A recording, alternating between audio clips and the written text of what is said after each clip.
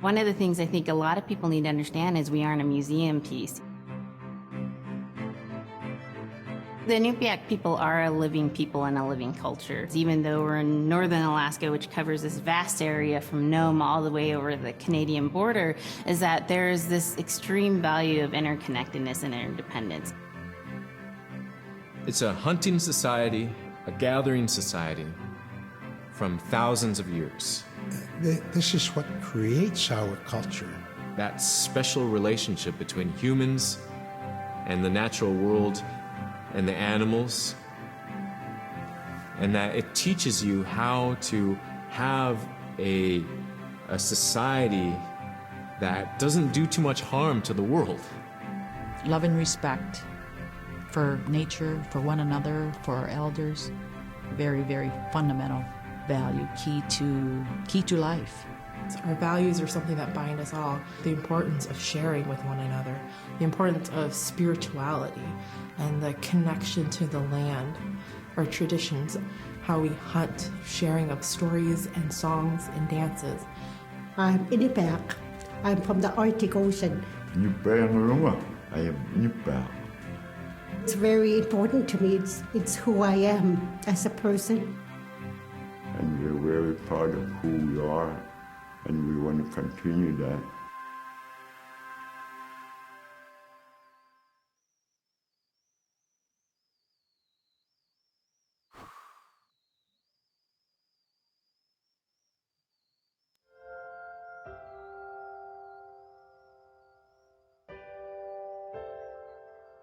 It'd be busy, busy, busy all through the day. You get up and you just go right to work, right to work.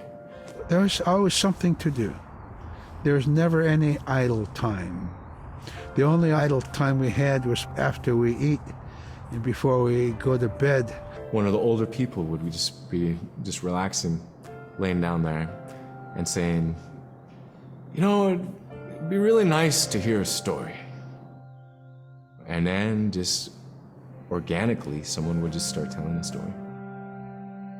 Storytelling for the Inupiaq people is very important because it not only created that sense of community, but is a way to pass on wisdom to the next generation. It was like TV, It was just like, it was as good as any movie you've ever seen.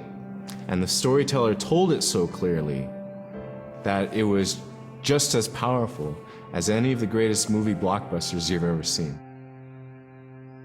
There was a reason behind the stories that we were told because they held traditional knowledge. They held things that we might need to know in life, whether it was about how to find food or how to survive, or it was about well-being and the importance of connecting with people and being a good member of the community. We all do stories. We all live in stories. We all tell stories to our friends. And they need to be told. They need to be heard.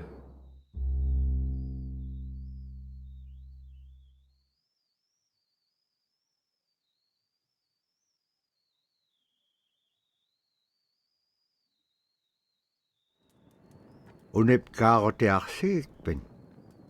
Taalaqanilaqannasuk unipkaaqtuaq qaawiuraqama. Niveaqsiaqarualuguuq iñuuniaqaniqsuq angayuqaagamini. Sumitaimma. Niveaqsiaqarualuk anguniallatuneqsaq. Aasiisuraqallavluni supayaanik.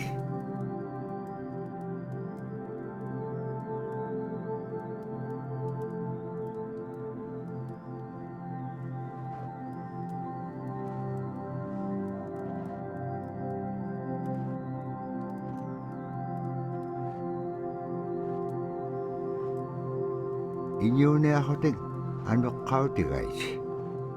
Anuqulingaallaaqsuq. Anuqulingaallaaqpaalluni. Kisima paniqniallaaqsivut. Niviaqsiaqalualuk Kisima isummeqpoq. Tapraasi kangitsaquaqsigaasumman anuqlisugurukumagaan.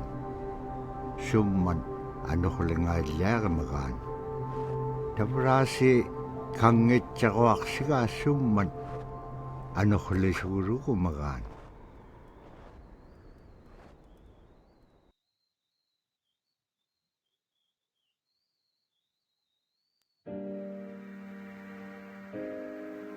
So scrimshaw is this really beautiful method of art that's done either on baleen or ivory, and traditionally it was used to tell stories. Each etching is telling a story of some event. Caribou hunting was taking place. This is what was going on. War began around this time, and so it sort of gives you a timeline of history through etching. An elder or the person who carved it would literally be able to read the scrimshaw story. They're like reading a book, in a way. A lot of the storytelling traditions would be things that after the storytelling was done, we'd just rely on the next person telling it. And so scrimshaw is a very important way for Alaskan Native people to record their history.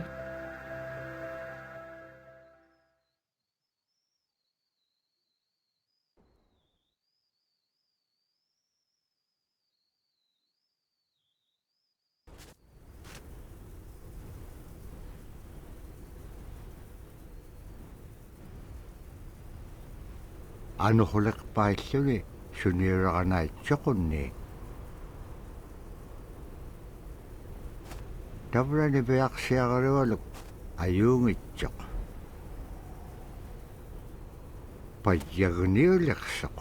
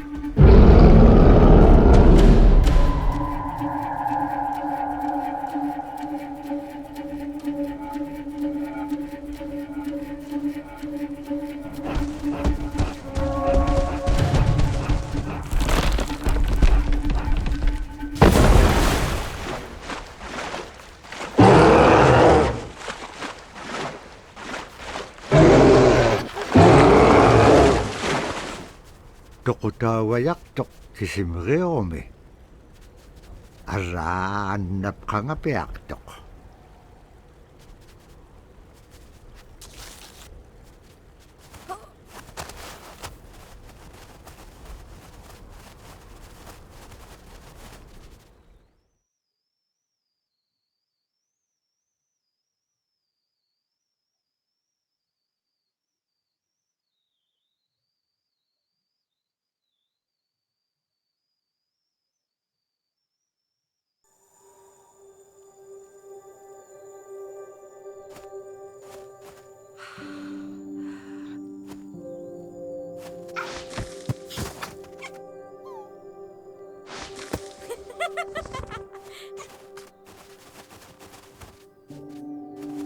qulirringaitsoq iñugunun teriganniaqaqanivlugu teriganniaqtaamna allatun ingitsoq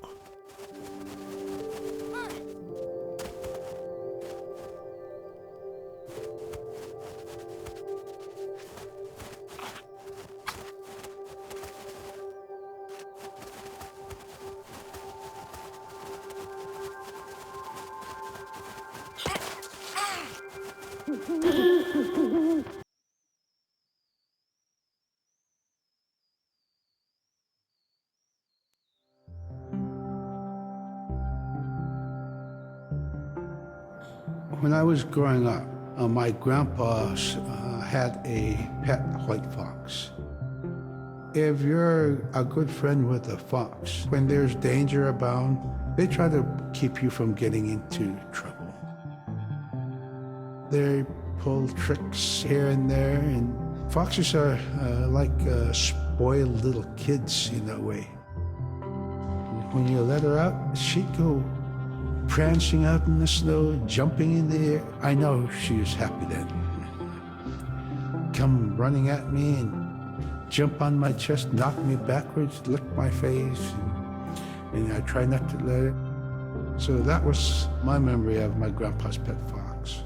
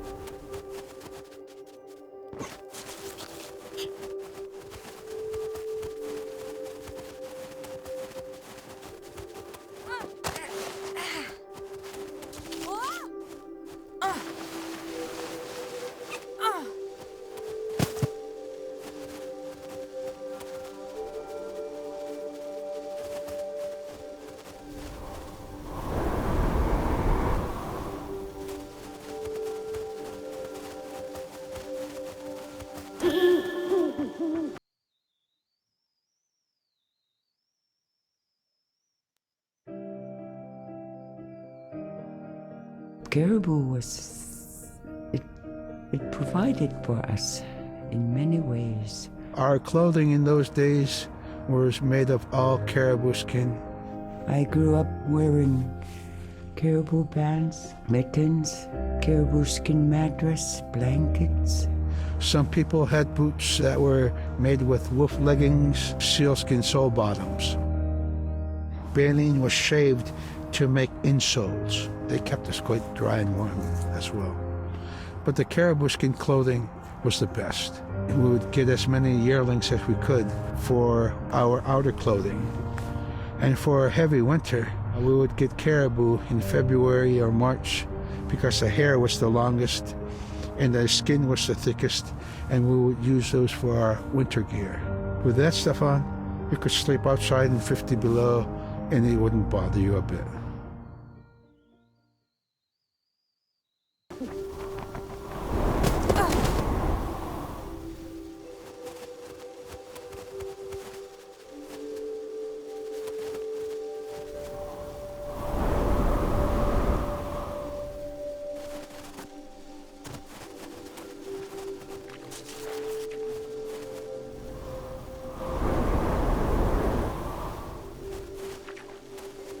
Niveaksiagarualuk kangersingarok supayat ikayok tiqaqanip luwich.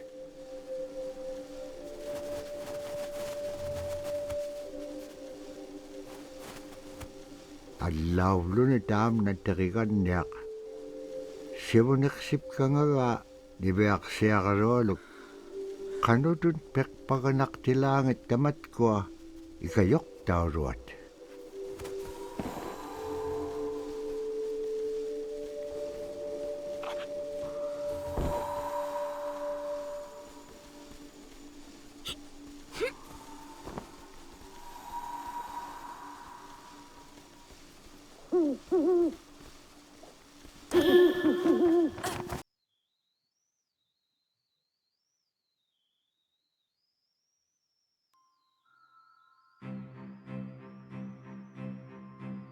Sila is the weather.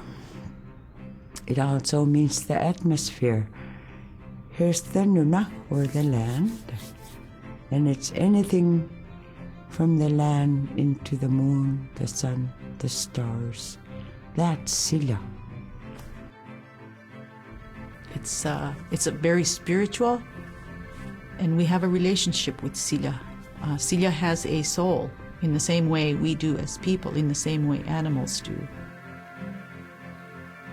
I think spirit helpers in and of themselves are really about how we're connected with things. And so it may be that there is a spirit helper that shows themselves as a bird to show you the way home, or it may be a spirit helper that actually decides to show themselves with the face and body of a man instead of their animal form. And so I think one of the things that's hard to understand is that it's not one way of seeing things, it's one way of knowing you're connected to everything.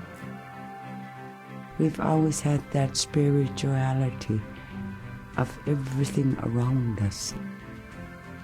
It's the interaction you have with the air you breathe, the ocean that you gather resources from, the rivers from which you gather fish, the tundra from which you pick berries, the animals that give themselves. It's all of that.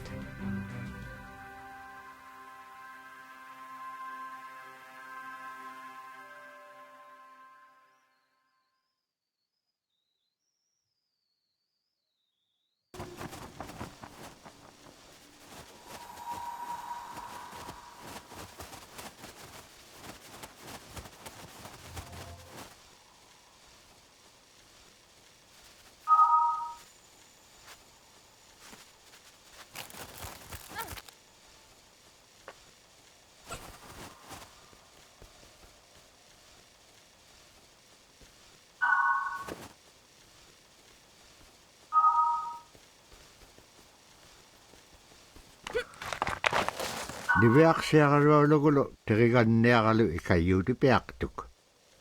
Siqaqaniutimigani.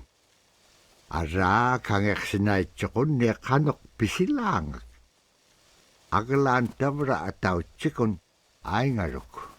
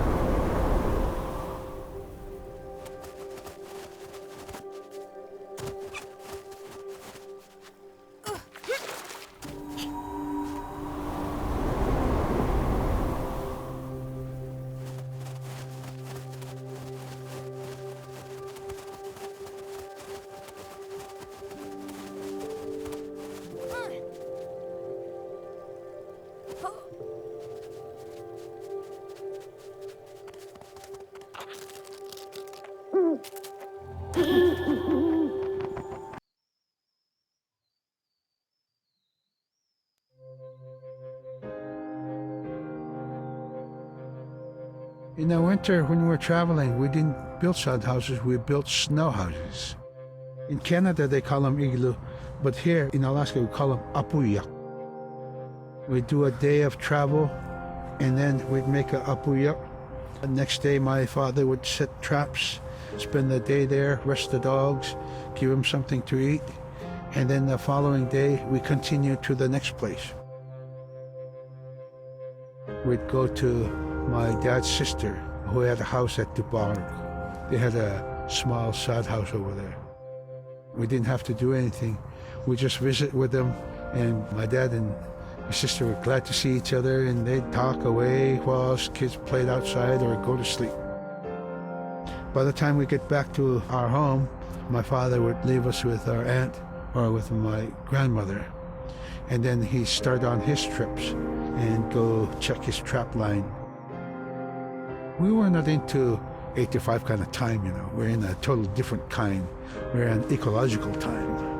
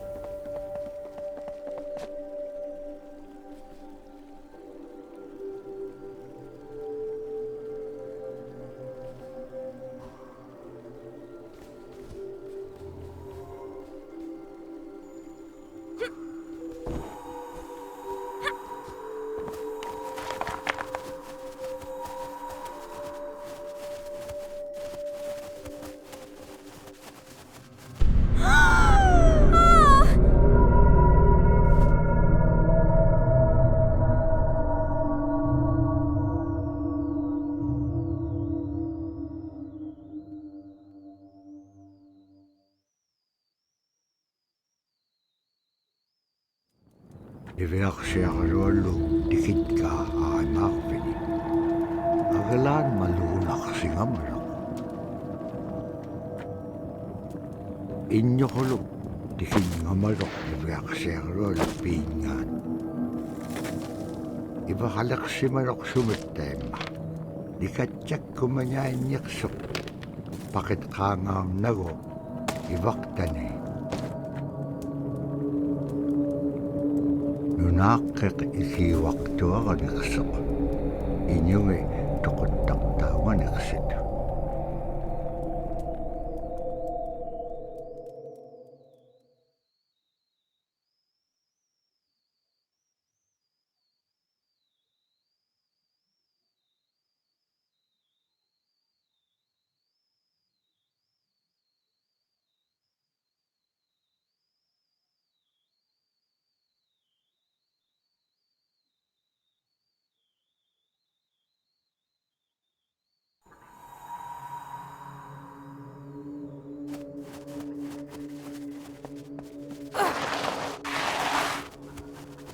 Niveaksiakarolo upperingit ka tautuktani.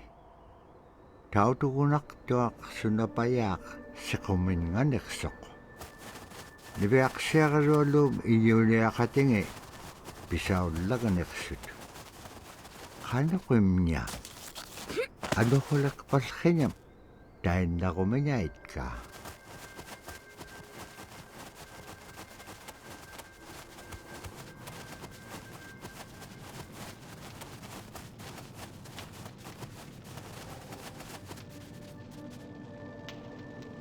Tamanga ikumawak tuaming. Kakarakpam inyo niptaktok. Sumalagula kami. Niveaksiakarolo pichinyingani.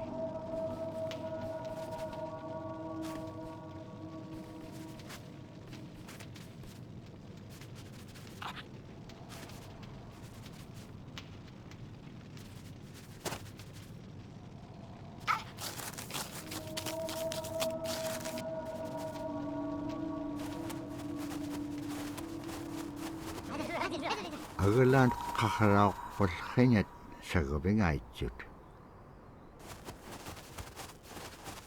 Imenyawrat sa gabing email sa mga nunamin. Pagkagahuting nunakimin.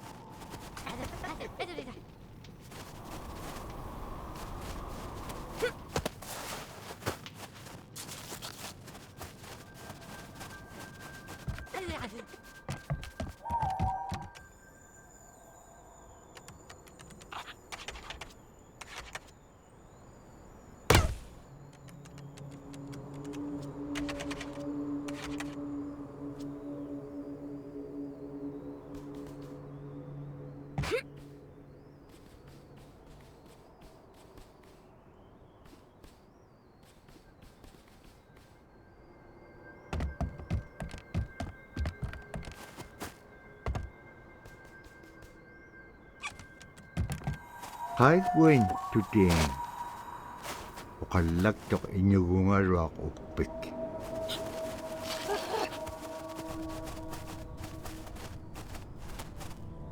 Kano ko ilisimanak pa nga? Isumulagtok ni Beaksiakarwalok. Kano kita pura, kao nagayngagikpen. Kilaw di ka piup ko.